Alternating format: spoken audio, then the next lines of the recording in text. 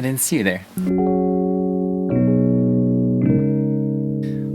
Hey guys, it's Simeon again. Welcome back. Today I'm continuing my thoughts on the US Latte Art Championship. If you didn't catch my previous video, I talked about my experience back in 2014 and 2015 with the US and the World Latte Art Championships.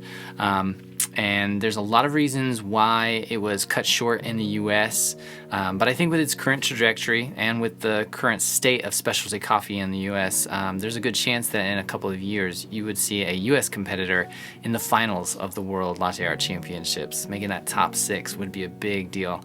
So let's jump into it and we'll talk more.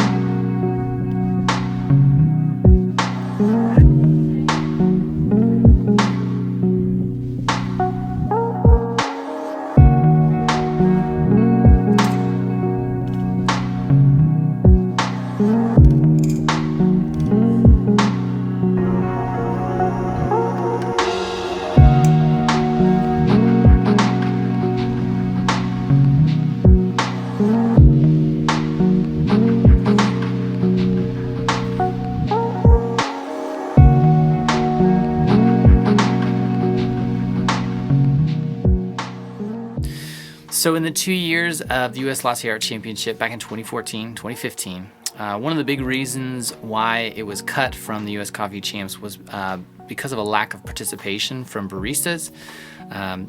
I think out of the 20 spots in the first year, like 15 of them were taken, like people signed up, but only about 12 or 13 people actually came and competed. And I think the next year they had a few more spots and really didn't have that much more competitors sign up or show and compete. And so that mixed with the disparity of scores in that just those baristas not quite yet understanding what it took to be a Latte Art Championship competitor and score well and do well in that competition and really not being ready for Worlds. Were big factors in why that competition was dropped from the US Coffee Champs. But I think one of the biggest factor, and maybe what fed into that a little bit, was more the overall state of specialty coffee in the US and what the coffee champs, the actual competitions as a whole, meant to people in the industry at the time. And it's interesting how that's changed over the last few years, because we're really looking at that and saying, what is the value that brings? So that biggest factor was that the industry as a whole was focused on quality and expedited service. They were really looking at serving coffee that tasted great and finding ways to get that to as many people as fast as possible. And they saw latte art as something that really slowed down that process and really took away from that sensory aspect of tasting coffee, because the competition of latte art is, well, it's sensory, but it's visual. There's no tasting aspect to it.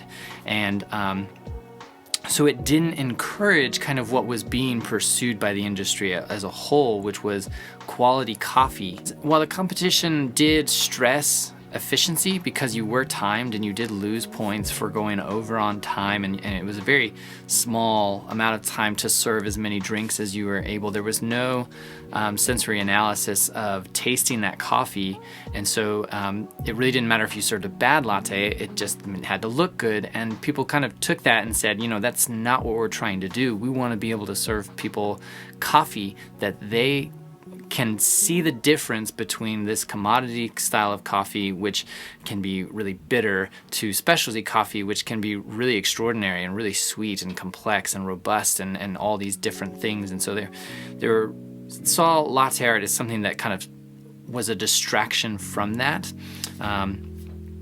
And you could see that in the reactions that it got. There was actually an article that I interviewed for in the Wall Street Journal just after I won the Latte Art Championship in 2014. And in that article, there was actually an industry professional who talked down to that competition.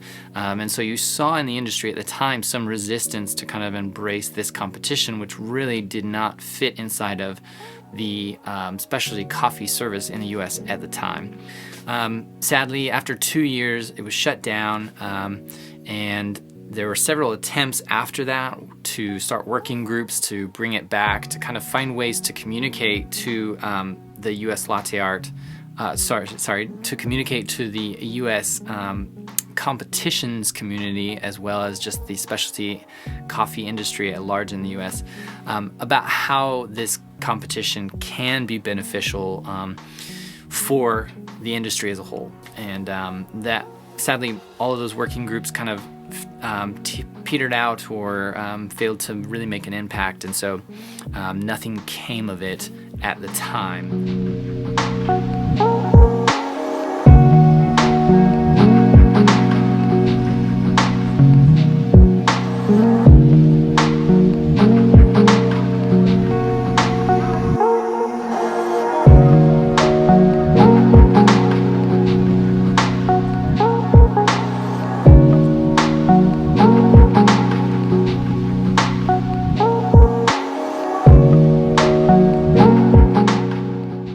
So fast forward to this year, Slow Pour Supply and Ranchillo are working on bringing the U.S. Latte Art Championships back to the U.S. Coffee Championships stage.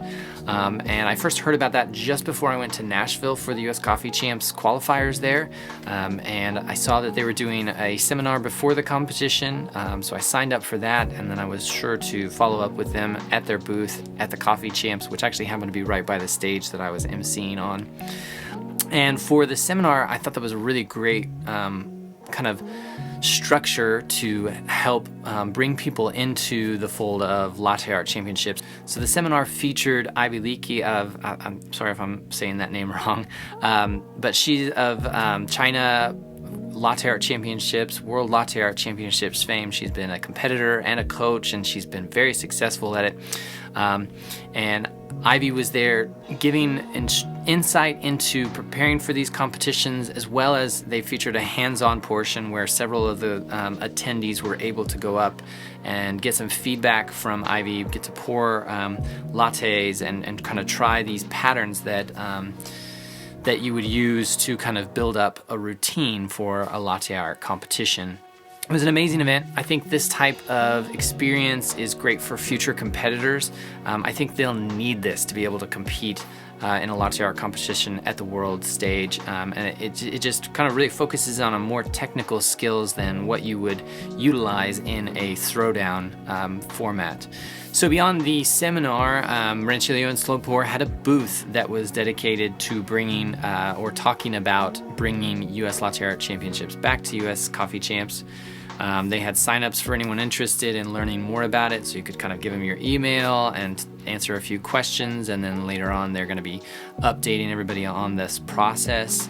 And then of course Ivy was there giving demonstrations to attendees at the Coffee Champs, and then they had a competition as well where you could try your hand at a couple of these pours that were just a little more complex than what you would normally be trying behind the bar.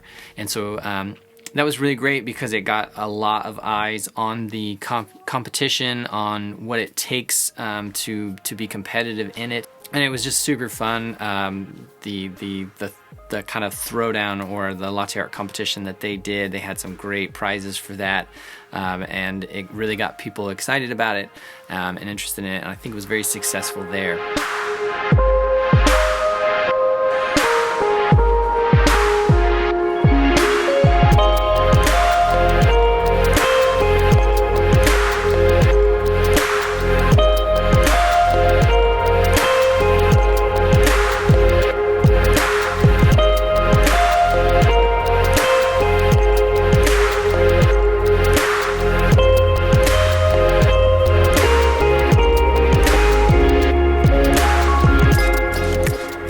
So finally, why do I think that latte art should be brought back to the U.S. Coffee Champs stage? Firstly, and I think people underestimate this about this competition, but I think this is maybe the most or maybe second most spectator-friendly event for the U.S. Coffee Champs.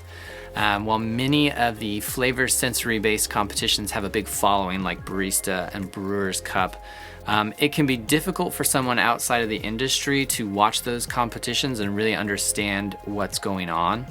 But with latte art and what we know with cup tasters, it's immediately clear how successful a competitor is on stage without having to see or hear from judges, see a judge's score sheet or hear from them later on.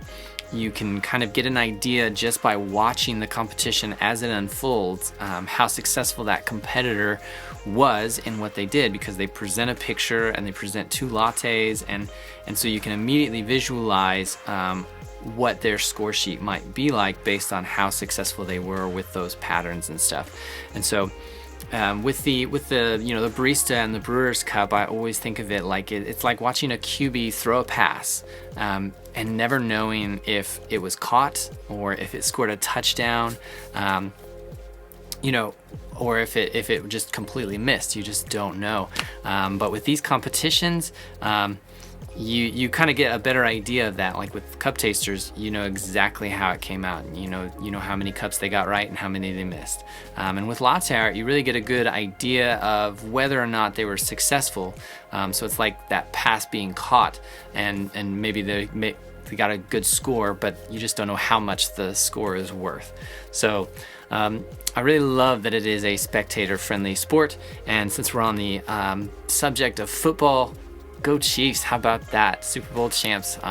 Super stoked about that. And tomorrow's the parade, and I cannot wait to be out there and see everybody celebrating in the city. It's going to be a crazy day. All right, next, I think the focus of the industry has shifted somewhat over the years, and while quality is still the focus, the customer experience has become more central to that. So the experience as a whole, kind of creating new and interesting ways for people to experience quality coffee and see the difference in the service from lower quality coffee, like commodity grade coffees. And so I think latte art is just one way that has become more of a central way in which we enhance that experience for customers. Customers are more expectant of it in cafes nowadays, and so in fact I actually will get more requests for latte art than I would for a signature beverage. And so in the cafe, people are looking at that as a sign of quality, and it kind of leads them into what I hope is great tasting coffee.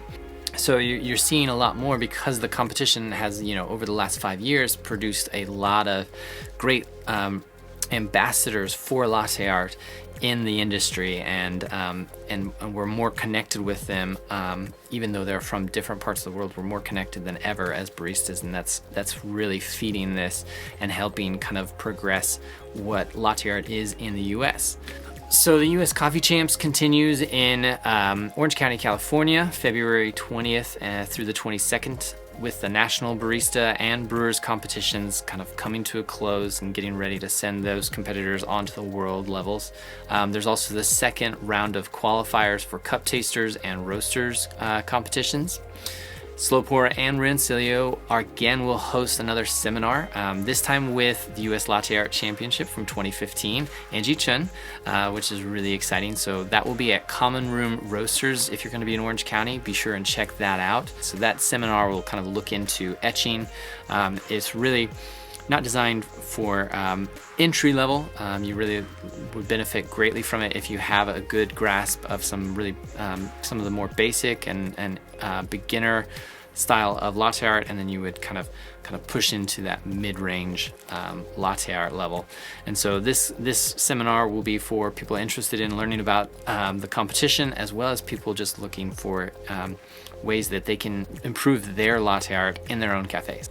That'll be awesome. They'll also have a booth at the Coffee Champs event with more latte artists, local and international, giving insight and demonstrations to attendees. So if you're around for Coffee Champs, stop by the booth, see what's going on. I believe if interest is high enough this year, if they kind of gain enough traction, that next year we will see the exhibition mode of latte art come back to the US. And so that competition will be kind of a way to prove that we are ready to move up to the World Latte Art Championships. And so it'll be a chance for US competitors to get their feet wet, but the champion, the winner, will not move on to the world stage. And then after the exhibition, I think in 2022 season, you'll actually see the U.S. Latte Art Championship return, with the champion going on to compete at the World Latte Art Championship. And I would not be surprised if that competitor makes the final 6, and we see them at the World Latte Art Championships finals. Hey, thanks for sticking it out with me on this update. I've got much more coffee and non-coffee content coming, so until next time, have a blessed day, and I will see you guys soon. Cheers.